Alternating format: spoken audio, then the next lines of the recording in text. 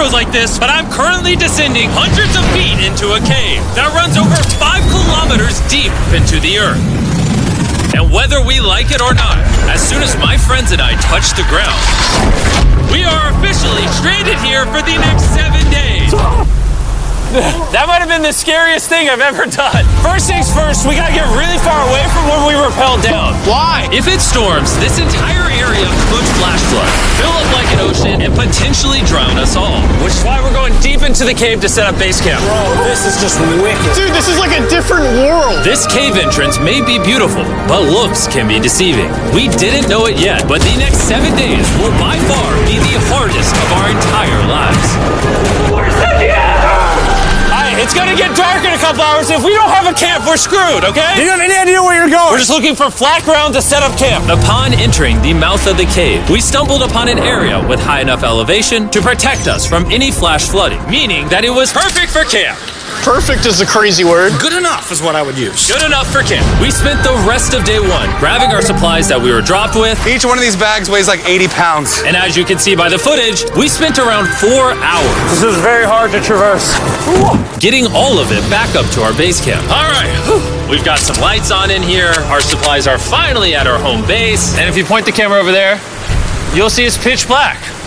It took all day. And so we set up the bare minimum for camping grounds. We drilled holes to hang up some ropes. Grab these, pull yourself up. Looks like the ropes will be able to support hammocks. And with the help of our survival guide, Joel, we hung our hammocks. This thin rope is what holds up my hammock. Yep. Ate some dinner and prepared for a very cold night one. Not gonna lie, this hammock is way more comfortable than I thought it would be. Hey. Oh, God. Why is my head so big, bro? This part of the cave is 2.5 kilometers deep, and we're basically camping at the entrance. Tomorrow, we have a lot of exploring. How'd you guys sleep?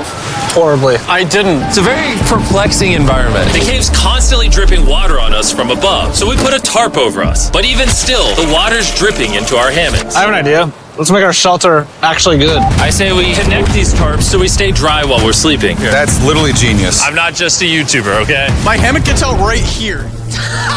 Are we serious right now? This is where I just got out of bed. And we didn't realize it at the time, but this hole is almost 40 feet deep. So while Sean and I got started on the super tarp, Mac and Carl went to see how dangerous this hole was for themselves. Do you see my hammock up there? That is where I slept. Now look at this. And because everything looks the same, and it's probably pretty hard to follow us in this cave, on this map, you can see our home base and how far they're moving away from it. All right, Mac. It's been real, bro. Oh, bro, this is crazy. While the boys are randomly exploring, me and Sean actually have to work on the camp. Why is there a sleeping bag over here? Because it smelled like pee. Ew. Lesson number 1, don't rent your sleeping bags. Why did we rent sleeping bags? Why did we not just buy sleeping bags? We're zip tying the tarps together to create one mega tarp. Don't mind me just trusting this rope with my life. And meanwhile, Mac and Carl were still in a hole. Oh my God, Mac. And eventually, they finally made it to the bottom. Hey! We're supposed to be working on camp. We just wanted to show how dangerous camp was. Just don't fall. It's a skill issue. Oh, okay. And even though they should have been on their way back, Carl and Mac insisted on seeing how deep they could go. Bro, this just looks so crazy. You think you could make it through the river? Well, little do these two know, this river actually runs throughout the entire cave, which means we'll be spending some time in it. Oh, there they are. Tell me you guys cooked. Oh, we cooked. That's right. A new home, am I right? Let's go. We now have a roof. Look at this. I'm not gonna lie, you're actually kind of gross. And we moved the fire pit to this little cove we found. What do you think? It's warmer. It's cozy. These rocks trap the heat here and block the pee from the rocks above. It's not pee. What do I call it? I don't know, maybe rain or something. But it's not rain, it's rock. Baby. Wait, point it up. Do you see clouds? No, you see rocks. It's not rain. Rock pee. Rock pee. Rock pee, fine. All right, it's rock pee. And after a much drier night of sleep, we decided to have Joel, our survival expert, help us get all the way to the end of the cave. Cave! Cave! Cave! Cave! Cave! Cave. Let's see how deep in the cave we can make it. Now, keep in mind, we are still just at the beginning of this massive cave, and our goal is to make it all the way through it, without dying, of course. Oh my gosh, this is kind of steep. Well, you ain't seen nothing yet. We're going deep in the cave. All right, boys, suck in your guts. It's where things get tight. I don't actually think I'm gonna fit. The interesting part about cave exploration is 1 second, you're barely fitting through cracks in the rocks. Oh my God, this is so tight. And then the next, you're in a massive chamber, so big that in order to see it all, we had to do this. Woo!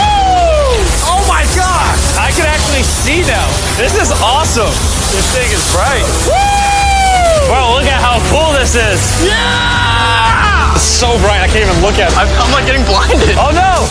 Oh no! In hindsight, we probably didn't use that the most effectively. Lead the way.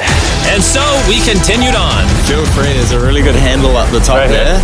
And then you can sort of swing a foot around onto this one. Like this? Yeah, yep, perfect. Joel, the best caving guide ever. No one's died yet. All right, guys, this is where things get interesting. What? What is this?